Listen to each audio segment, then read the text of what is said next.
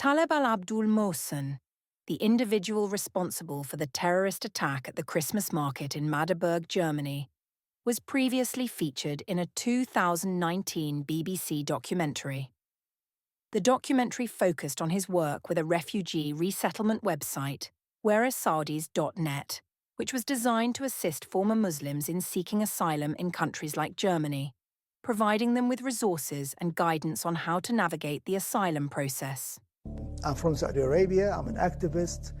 I created a website to help people seeking asylum, especially from Saudi Arabia and the Gulf region.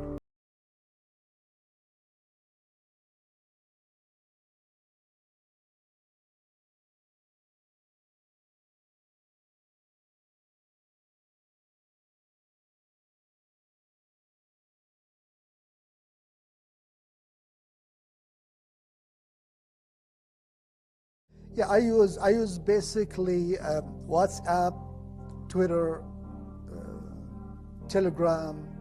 If I have time, I spend totally helping Saudi asylum seekers between 10 to 16 hours a day, if I have time. The only Arab country from which I did not have an ex-Muslim seeking help until now from me is Oman. 90% of people who approach me are women. Born in 1974 in Hofuf, Saudi Arabia, Al-Abdul Mohsen moved to Germany in 2006, where he worked as a psychiatrist and psychotherapist. His decision to leave Saudi Arabia was driven by his atheistic views, which placed him at risk of severe punishment, including the death penalty, under Saudi law for apostasy. In Germany, he was granted asylum in 2016, acknowledging his need for protection from persecution.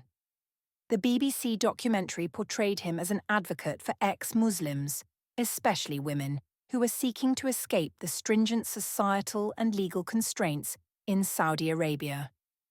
His work was highlighted as a beacon of hope for those facing similar circumstances. However, the narrative around Al-Abdul Mohsen has dramatically shifted following the attack, where he drove a car into a crowd at the Christmas market, resulting in at least 2 deaths, one of which was a child, and injuring many others. This portrayal by the BBC, focusing on his humanitarian efforts, has now become a focal point of criticism and debate. Critics argue that the media's positive depiction might have overlooked the potential for radicalization or the complex motivations behind his public activism. His actions on December 20, 2024, have thus not only led to a re-evaluation of his character, but have also sparked broader discussions about the integration, monitoring, and support of asylum seekers, especially those with public profiles or political activism backgrounds.